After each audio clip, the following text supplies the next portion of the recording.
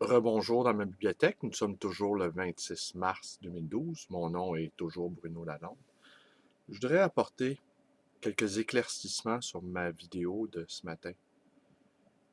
Quand nous exerçons la plus haute tâche que nos institutions offrent, celle de Premier ministre, on a le devoir de les protéger et on a également le devoir de les incarner.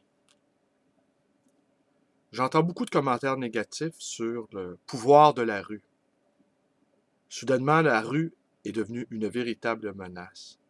Je voudrais simplement dire une chose ici. Ce n'est pas la rue qui a menacé nos institutions. C'est le comportement de ses membres, les plus respectables à l'intérieur de cette institution. Est-ce que vous voulez que je vous donne des noms? Vous les connaissez déjà. Alors, la rue, dans une espèce de réflexe de survie collective, veut la protection de ces institutions. Et ce qu'elle est en train de faire, c'est un ménage. Et ce ménage-là, nous devons le saluer. Il fait également partie de la démocratie. La démocratie, c'est pas tu votes une fois par 4 ans, tu perds tes élections généralement, tu fermes ta gueule et t'obéis.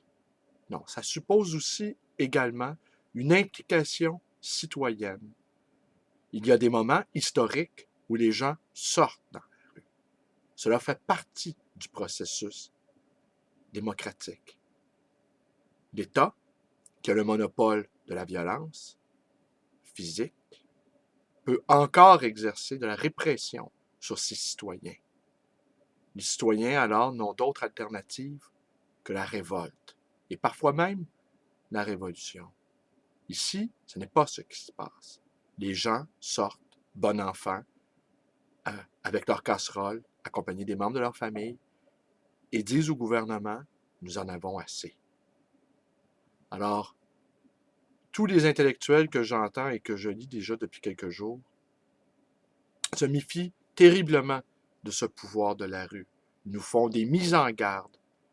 Eh bien, moi qui ai 51 ans, je n'ai jamais entendu la rue. C'est la première fois que j'entends cette musique, cacophonique, soit, mais musique quand même. Et tout à coup, je comprends que le peuple s'est mis en tête de sauver et de protéger ces institutions quand ceux que nous avons mis à la tête de ces institutions se sont rendus indignes de les exercer et de les protéger. Alors voilà, pour tous les intellectuels là, qui font des discours, je comprends que le moment est mal choisi pour certains d'entre eux qui rêvent de se faire une place au soleil, mais d'autres intellectuels sont en train de réfléchir aussi. D'autres jeunes intellectuels sont en train de réfléchir comment réformer les institutions. Et réformer les institutions, ça veut dire les sauvegarder. Alors merci et bonne manifestation ce soir. La démission de Jean Charest est imminente.